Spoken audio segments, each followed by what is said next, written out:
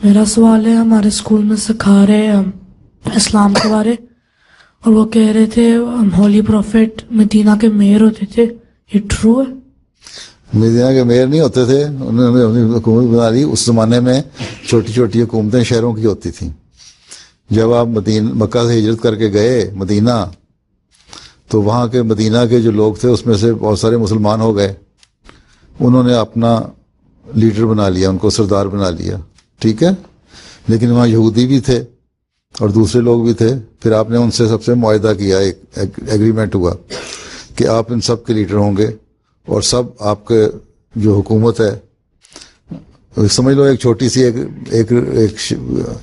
ایک حکومت تھی، ہیں، اور آپ کے اس حکومت کے ماتحت رہیں گے سارے، ٹھیک ہے۔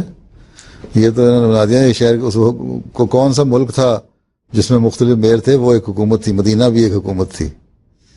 مکہ کے لوگ اس میں قریش میں آباد تھے، ان کی اپنا ایک حکومت تھی ان کی۔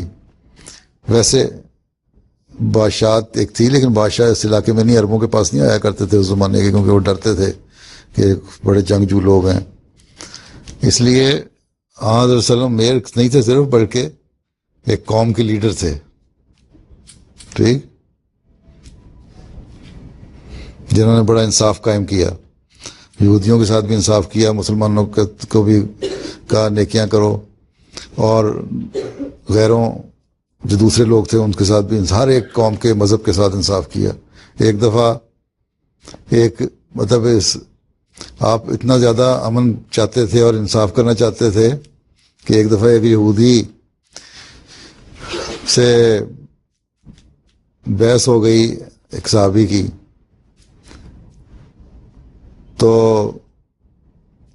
اس نے یہودی نے کہا کہ میں حضرت موسیٰ کی قسم کھاتا ہوں جو سب نبیوں سے بڑے ہیں، افضل ہیں۔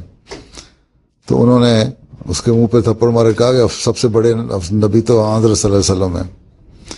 پھر وہ لے کے آئے معاملہ حضرت صلی اللہ علیہ وسلم کے پاس، تو حضرت صلی اللہ علیہ وسلم نے فرمایا کہ اس لیے حالانکہ پتہ تھا آپ کو کہ آپ سب نبیوں سے بڑے ہیں، لیکن کیونکہ آپ چاہتے تھے امن قائم ہو، جھگڑے نہ ہوں، لڑائی نہ ہو، آپ نے کہا کہ اس طرح مجھے فضیلت نہ دو موسیٰ پہ، صرف جھگڑے کو ختم کرنے کے لیے۔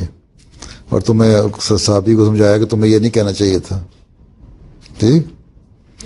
تو اس طرح کی انصاف والی حکومت تھی جو آپ صلی اللہ علیہ وسلم نے قائم کی مدینہ میں۔